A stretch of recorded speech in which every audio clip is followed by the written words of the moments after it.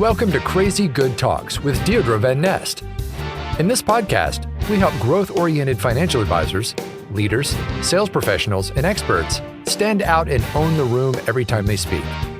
Deirdre will empower you to grab and keep the attention of any audience, live or virtual, make emotional connections with your listeners, and inspire them to take action. Join us on this journey where Deirdre will empower you to become a more confident presenter and knock it out of the park when you speak.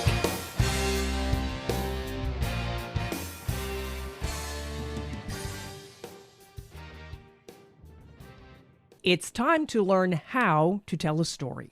Now, in episode 5, Deirdre Van Nest shared the different types of stories you as a business professional can use to make your meeting and presentations more powerful and memorable. Now, Deirdre, you left us hanging last time. You said one of these storytelling types is like adding lighter fluid to your presentations, conversation, and marketing activities. So which is it? Okay, I'm going to tell you in a moment, but I'm just, we have like a new story here and I'm just concentrating on the irony. So, the last thing I said in the last episode was what you just said about adding lighter fluid. Yeah. And then we're about to record this episode and what happens? The fire alarm in my office goes off. And what does that tell you? And not only is it a drill, but it's an evacuation, right? It's an evacuation. And, I'm just sitting here. I think it's me. So I've been in this office for about 14 months now. This is the third time this has happened to me in this office. So the first time, Patrice, the fire alarm went off. I was delivering a presentation for 1,600 financial advisors. Oh. The second time, but we didn't have to leave the building. So that was good. The second time it went off, I was teaching about 22 private clients in my Crazy Good Talks blueprint. We were having our monthly call and I did have to evacuate the building.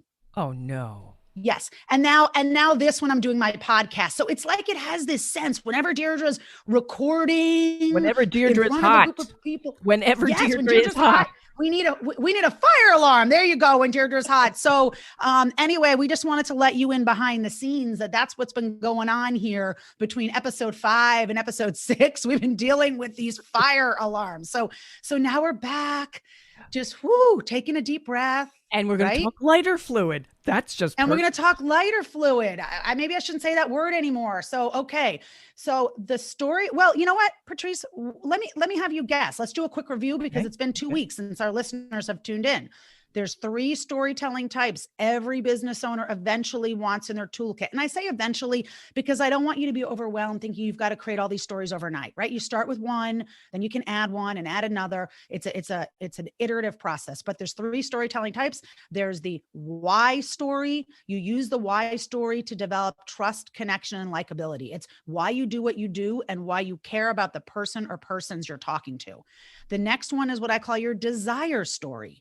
And a desire story is where you tell a story about clients that have gotten great results working with you or avoided a specific result. And the key is you're telling a story that will evoke desire for the same results in your listeners. Okay. That's a great story when you're in a sales situation or a persuasion situation and you don't want to sound salesy. And then the third is a story or analogy to make a point, right? You want to highlight some sort of concept. Maybe you want to break down something complex or highlight something that you want them to remember. And pastors are genius at this. So, watch sermons and you'll see pastors weave in and out story and analogy so you get their point. So those are the 3 storytelling types. And one of those is foundational. This should be the cornerstone of all your marketing and relationship building skills. I'm waiting. Yeah, what do you think? Waiting. All right, well, guess. What do you think? They all have their points to them. The why is building trust. Desire, as you said, you're trying to persuade them that this is what they want as well. Yep. And with making a point, it's a concept, it's an explanation, as you say, analogy. All of them have their really strong need. I would guess maybe it's trust. So you're thinking it's the why story? Yeah. Yes. Oh, smart woman. Oh. And I didn't even tell you the answer in advance. No. Yes, it is the why story. Okay. And so it's interesting because, how many years ago was this? About 4 years ago, if I had been recording this podcast, I wouldn't have even mentioned the why story. The why story actually was not even on my radar, Patrice. I would have fought tooth and nail that it was the desire story. But let me tell you what happened to me. Yeah. So I'm going to tell a story right now to make a point. Okay. So this is a story to make a point. So have you ever reached a point in your career where from the outside, things are going really well, but something feels off to you on the inside? Yes. Okay.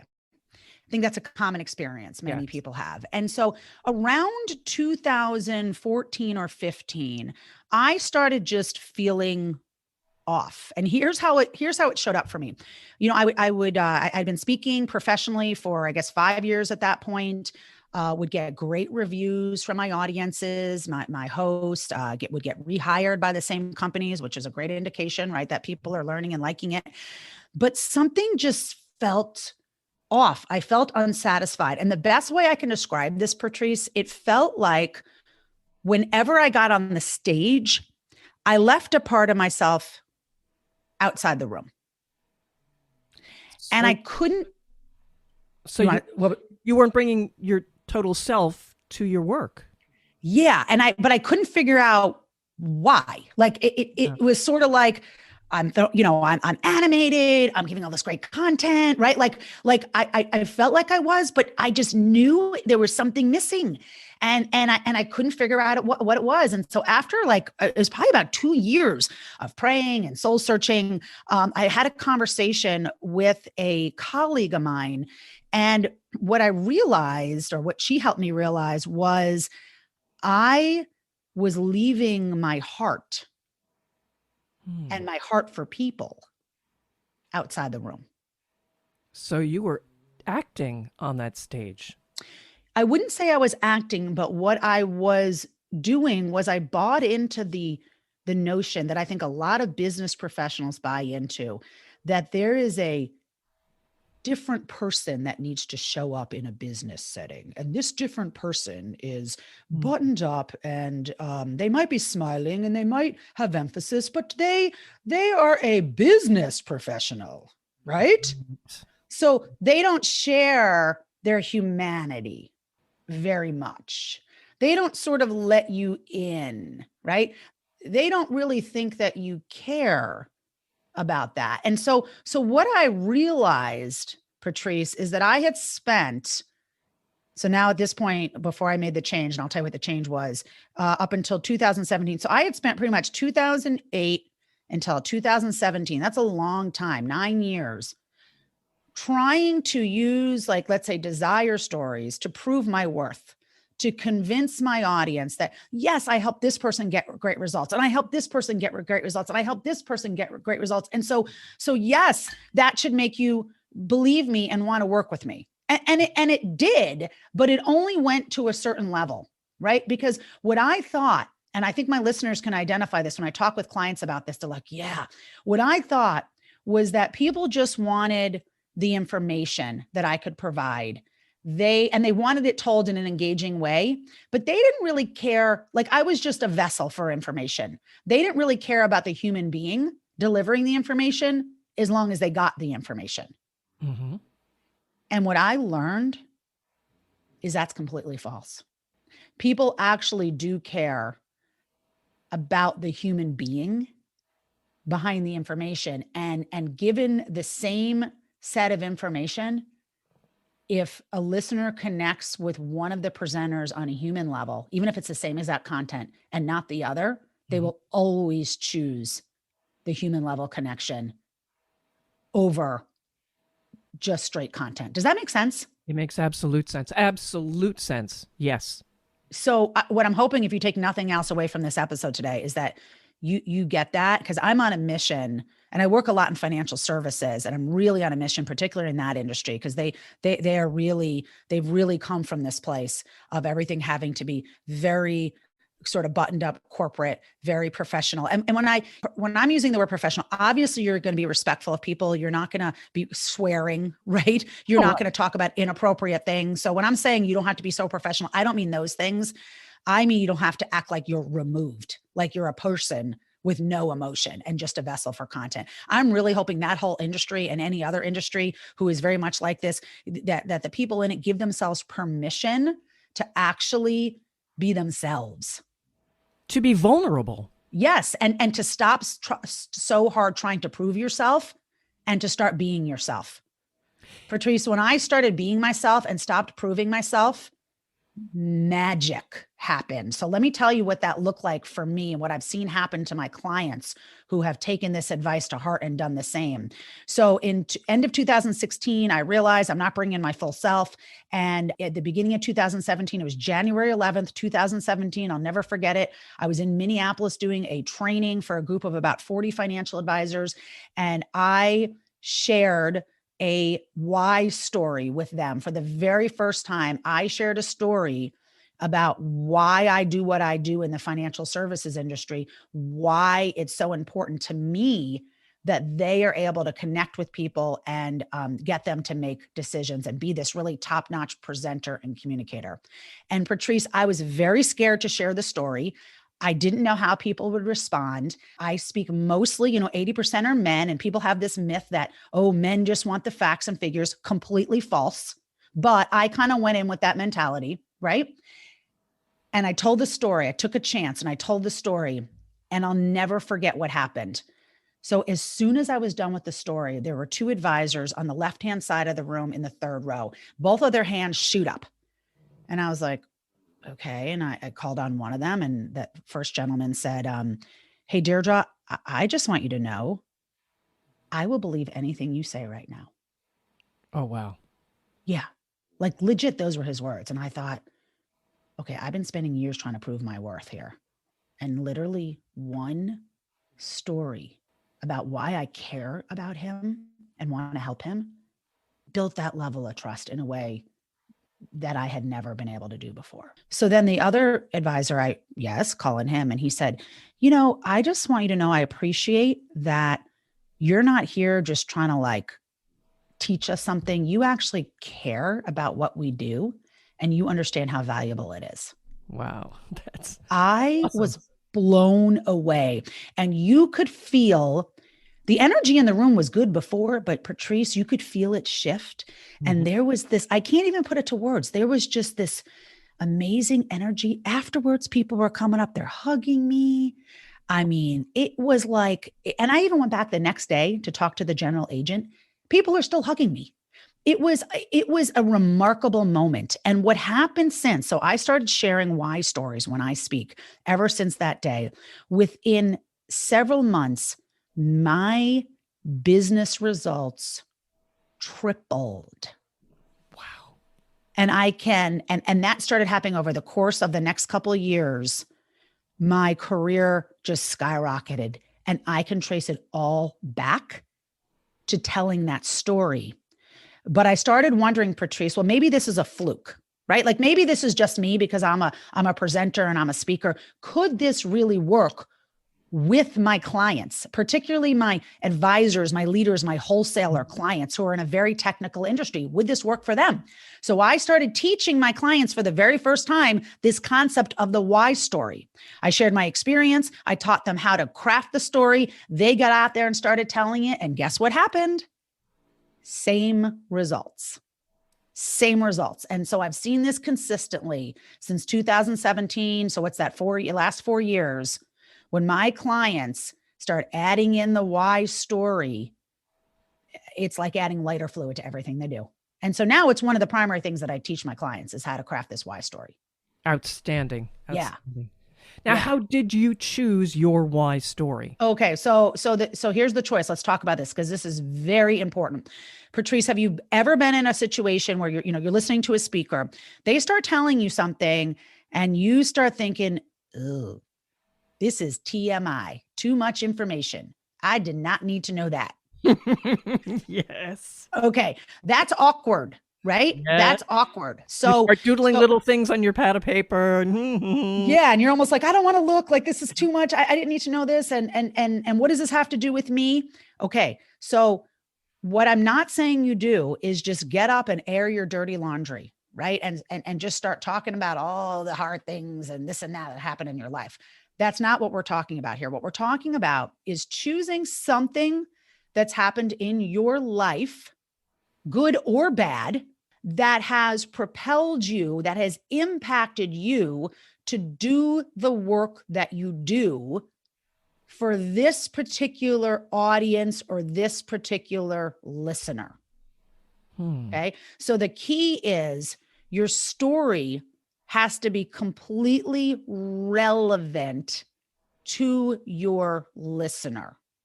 And that's how you choose the story. So let me just give you an example here. When I work in financial services, I tell a why story. I'm not going to share it here. And in fact, if you want to see my why story, go to my website, crazygoodtalks.com. And on the homepage, you're going to scroll down and it says, watch Deirdre speak. There's a 10-minute presentation there. And I think about 3 minutes in, I start sharing my why story. And this is in front of a group of leaders in the financial services industry. So if you want the full story, you can hear it there, but I'm just going to summarize it for the purpose of the episode. Okay. So when I'm in financial services, I tell this why story about my mom dying in a car accident when I was 10 years old, my dad almost dying, and how because of that, because of my life changing in a snap, I understand the importance of proper financial planning better than a lot of people do.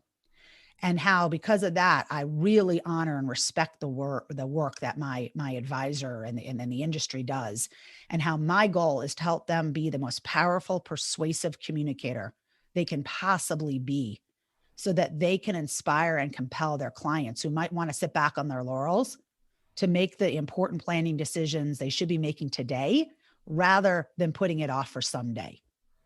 Okay. So that's the essence of the story. And I share some stuff with the accident, and you can hear the full story, as I said. But imagine if I were to tell that same story to a group of CEOs in the tech industry. Nothing. It wouldn't make any sense. Yeah. Right. It wouldn't make any sense. So you will have specific why stories for specific audiences. You might even have a specific why story for a specific product. Okay. Your why story has to relate directly to the concept you're teaching, the product you're selling, and the audience who's listening. Make sense? It does. Is there a clue to when you should do you open with this? Do you weave it into your opening? Yeah, great question. So a couple of different ideas here. And again, I don't like to be overly legalistic and be like, you have to do it exactly this same way. Speaking is a science, but there is an art to it. So I'm going to give you what I do, what I do advise my clients do most of the time, with the idea that you get to play with this and see what works best for you. Okay. Mm-hmm. Okay. So here's some guidelines. So generally, I like to put the why story in the opening, somewhere in the opening of my presentation. So I'll have my opening bang, as you learned about in a previous episode. I think that was episode 4, where we talked about how to grab the audience from the first words out of your mouth. And you have your opening bang. And then you will give them what I call a roadmap or an agenda. Hey, here are the things that you're going to learn today, right? This is what you're going to learn. And then I'll say something like, but before we jump in, I want to just take a moment and share with you why I care so much about helping you develop these skills, and why I hope you care about developing these skills. And then I will share my why story. Right. Okay. So that's a great way to weave it into a presentation, but maybe it's going to fit better in your first point. I don't know. I've had a client try it in their closing. That's worked really well too. So just play around with it. But 9 times out of 10, putting it somewhere in the opening is great, because what happens is it immediately opens your audience up to you. So I do this exercise, Patrice, when I'm speaking to audiences, whether it's virtual or live, where I actually, before I tell them the why story, I say, okay, we're going to do a little activity. And this is when I'm teaching on the why story. So it's a great exercise. And I'll say, okay, so on a scale of 1 to 10, I want you to write the word before on a piece of paper. And then I want you to rate me in these 3 areas. How much do you like me right now? How much do you connect to me? And how much do you trust me? 0 means not at all. And 10 is like, you're like my mother. Yeah. Exactly. Right. So they do that. Then I tell the why story. Then I have them rate me again. Oh, right. Later in the presentation, if we're in person, I have them stand. When I get to the point of unveiling this concept of the why story and unveiling that this is like putting everything on fire, like lighter fluid. Fire alarm, please don't go off right now because I said that. I say, okay, so if my score increased in any one of those three categories after you heard my why story, I'd like you to stand. When we're in an in-person audience, 99.9% of the room stands. Wow. When we are online, I just have them type it in the chat and everyone's typing in yes, yes, yes, yes, yes. So it proves the point. It proves the point. And I speak to highly technical people. So if you're sitting there thinking, oh, this won't work for me, I speak to truck drivers. Yeah, it does. Believe me, I've coached people who speak to truck drivers. I've coached people who speak to CEOs of tech companies. It works. Now, if you're meeting one-on-one with people, again, a couple options, but what you might want to do, I'm just going to give a quick example of a situation that happened to me about a year and a half ago. I got on a conference call with two leaders in a very, very large insurance company they were given my name by a friend. So Patrice, they didn't like have an experience with me already. My friend just said she would be a great keynote speaker for one of your events. And based on her reference, they're willing to talk with me. So we get on the phone, we do our nicey nice. And then they say, okay, Deirdre, can you tell us what you can do for our people? And I said, you know what, before I tell you what, may I share why I do what I do? Because I think that almost matters even more. And I just gave a 90-second overview of my story with my mom and dad, my life experience, and how that relates to me working in the financial services industry. And wow, I mean, you can imagine, like, it was already friendly on the call. Yeah. But after that, it was like this warm, wonderful environment. I ended up getting the contract and they're one of my biggest clients today. We've gone on to do a lot of in-depth work. Now, would I have gotten that contract anyway? Maybe, but maybe not. And it might've taken a lot longer to get to that point. I got the buy-in extremely quickly. And that's what my listeners are going to find. So a lot of times I'll weave that into the opening if someone doesn't know me, but maybe it's going to fit somewhere. They're going to say something and you're going to be like, oh my gosh, let me tell you why I do what I do. Right. I do recommend my clients create a why story video that you can send out to prospects and clients. It can live on your website. I also recommend in your LinkedIn profile, in the About You section, that should not be a laundry list of your accomplishments. That should be your why story. I also recommend that on your website. That should be your why story. I love it. The connection that you make is so human with a story like that. How can anybody turn you down? Exactly. And if you look at a competitive advantage, most people are not doing this. So if people go to LinkedIn and they're looking at, three professionals they're interested in working with, or maybe hiring, maybe it's a leader who's looking to hire someone and you're looking for a job and you have something heartfelt and you stand out amongst a sea of just credentials and facts and figures, they're going to be drawn to you. Yeah.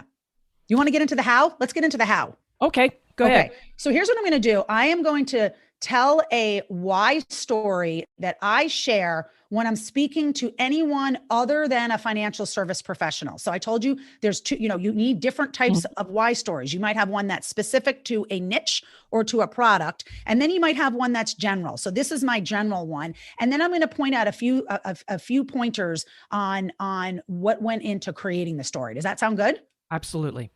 It was a cold February, Minnesota Monday morning, 11:50 a.m. to be exact. And if you had been there with me, you would have found yourself sitting around a horseshoe-shaped group of tables with 30 business owners for my weekly networking meeting. And the time had come in the meeting where our group members would stand up for 60 seconds to say who they were, what business they were in, and the type of referral they were looking for that week. Now, we were about 12 people into it. And to be honest, it was getting really boring. But it was about to get much worse. See, next up was Andrew, the attorney. Andrew was this short, skinny man in his mid-30s. He wore glasses and had this thick mop of curly brown hair. Super nice guy, but a bit socially awkward and not very confident when he spoke in front of the group. And if you've ever been around one of those presenters who you kind of feel sorry for because you can feel how uncomfortable they were, that was him. So as soon as he starts speaking, it happens. The other group members disengage. And you could tell by the faraway look in their eyes. You could tell because they were looking down at their phones, or sometimes even worse, the eye rolling. Oh. And every time this happened, it pierced my heart. It pierced my heart because, believe it or not, I used to struggle with speaking in front of groups. I was terrified. So I totally empathized with him. But even more than that, it pierced my heart because I got to know Andrew, and I knew 3 things about him. I knew that he loved what he did. I knew that he really cared about his clients, and I knew that he was good at his job. But he was at a massive disadvantage in the marketplace because he could not communicate his ideas in a way that got others to buy in, that got others to sit up and listen and take action. And to me, that's tragic. See, I believe every voice is important. Your voice is important. I believe we each contribute to the world. And when your voice is not heard or ignored, we all lose. Now, I'm not suggesting you struggle with this skill to the degree that Andrew did or that I used to. But if you're like most people, you welcome getting a little help in this area, because speaking, especially in front of groups, is a skill you must always, myself included, need to be paying attention to and need to be up-leveling. And so that's what we're going to do right now. We're going to up-level your speaking skills. Let's dive in. Okay, I'm ready. Let's go. Are you ready? I'm ready. Okay, so that's an example of a why story that I would tell to a general audience. So let's break down the ingredients that went into that story. Okay, so there's 4 main ingredients in a why story. You need to have the circumstances. So the circumstances are letting the audience in on a few descriptors that kind of tell them what's going on and orient them to the scene. You basically want your listener to be able to see in their mind's eye what's going on, right? So what are some of the things that I told you, Patrice, that you could visualize that were the circumstances of that Monday morning meeting? The table set up, that you had about, would you say 20, 30 people there, or 12? Yes. Okay. 30. 30, there you go. And it was cold, and it was a morning. Yep. Yes. Great. And good memory, because we were 12 people into it, but there were 30 business owners. So that, great. Okay. That's awesome. But yeah. And were you there at the meeting with us? Could you see what was going on in your mind's eye? Yes. Yeah. That's because I described some of the circumstances. I gave you some visual clues, right? Yes. I gave you some kinesthetic clues, some auditory clues. That's the circumstances. Then you have your characters. So you have to decide and you have to flesh out, well, who are the characters in this story? So Patrice, in this story, who were the characters? Well, there was Andrew. I mean, everybody had their chance to speak, but it was Andrew that came out as the character. He is the focus. You're there, of course, but yes, he is the focus. He's the main character. So there's the rest of the people, there's Andrew, and then there's me. Now, what you want to make sure you do with your characters is, for the important characters, the main characters like Andrew, you want to develop them a little bit, right? So It's not enough for me to say, oh, Andrew, the attorney, it was his turn to speak. What did I do that developed the character a little bit for you? He was skinny. He had curly hair. He was good at his job. And he just, the eye rolling is what got me too when he spoke. Okay. Yeah.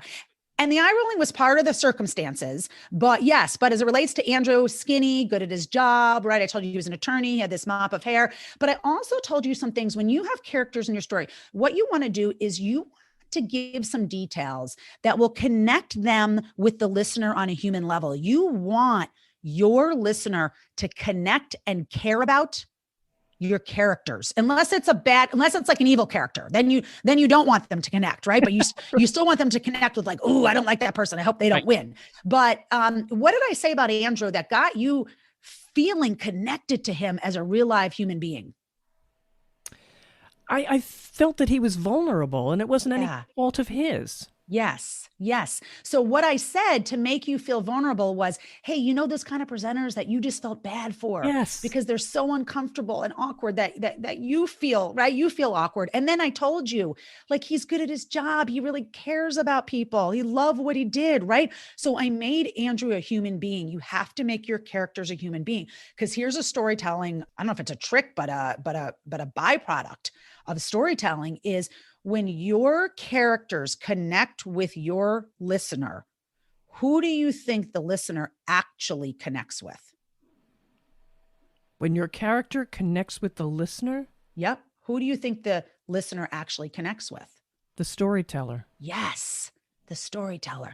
Yeah. So I'll work with clients and they'll say, oh, I'm new in my career, but I want to work with people in their 50s and 60s. How are they going to trust me and get buy-in? Oh, or I'm a man and I want to help women. I have a heart for women because, I helped my mom and I saw her go through bankruptcy or I saw her have health challenges, right? I want to help women. How do I do this? When you choose characters for your story that are similar in nature to your listener will feel like they are similar in nature to you, even if you are completely different from your listener. Mm-hmm. That's the bridge. Is you tell stories about characters your listeners can relate to. And even if you are completely different, you're different gender, you're different race, you're in a different business, whatever it is, however you're different, the characters will bridge the gap. Does that make sense? It does. And this is a massive, like that hopefully is an aha for people. Yes. Because this is a big deal. Okay. Then, so you've got your circumstances, you've got your characters, then your story has to have a problem or what I call a catalyst. So a problem is there's a problem to solve. Without a problem to solve or a catalyst, I'll explain catalyst in a minute, there's no story. So what was the problem, Patrice, in this story? Well, everybody was disengaging from Andrew Yeah. who suddenly got up to speak. Yeah. And why was He that a didn't have problem for him? chance, Yeah, he didn't have a chance. And why was that a problem for him? because he's not a very confident speaker to begin with. But why is that a problem? Who cares? What's the big deal? So what? He can't advance his business. Exactly. So the problem is he can't advance his business because he's too scared. He's not good at it, or he doesn't know what to do. That's the problem. People are disengaging. Mm-hmm. So you have to have a problem, or you can have what I call a catalyst. A catalyst is something good or neutral pushed you into this business. Okay. So I have a client whose dad, he's in the same business as his dad. And he spent years, like since he was like 2 years old up until college, working in his dad's office. And he got to see how much his dad helped people, how much he meant to people. And he thought, you know what? In choosing my career, I decided I wanted to do what my dad did and help people at that level, right? So that was a catalyst for him. It propelled him forward into his career. And then finally, and in business storytelling, this is the most important piece. If you miss this, this is why a lot of stories in business sound like TMI, because the storyteller either misses this or doesn't spell this out for the audience, is you have to share the outcome. And in business storytelling, the outcome is actually twofold, okay? The outcome is kind of what was happening to the characters. Right? So in this situation, and the problem and the outcome can be very interwoven. So in this situation, the problem, if we were to nitpick it, was that Andrew would get up to speak, he wasn't comfortable, and he couldn't communicate his value in a way that got people to listen. The outcome was that people ignored him, right? That was the outcome.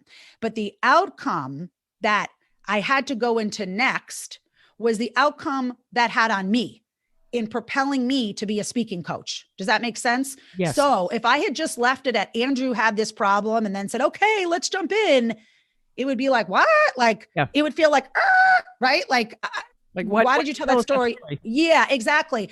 And so what you heard me say was I would sit here and listen to this and it just pierced my heart.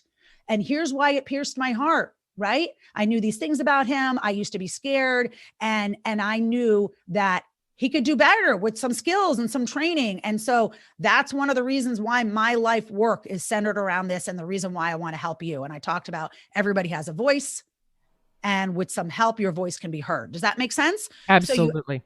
So you have to tie those concepts and the story to what it has to do with your love and your care for your listener. And you have to be very obvious about it. Deirdre, how can people reach you if they want to learn more about this? Yeah, if you want to learn more and you want to be what I call a crazy good storyteller, then you can just go over to crazygoodtalks.com.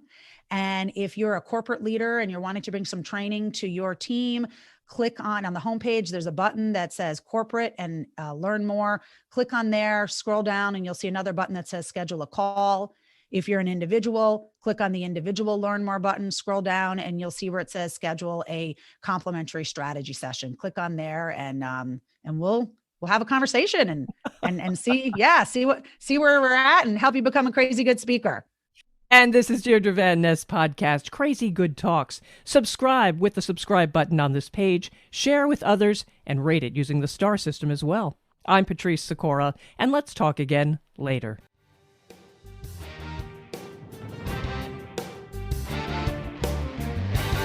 Thank you for listening to the Crazy Good Talks podcast. Click the subscribe button below to be notified when new episodes become available. The information covered in this podcast represents the views and opinions of the guest and does not necessarily represent the views or opinions of Accelerated Performance, LLC. The content has been made available for informational and educational purposes only.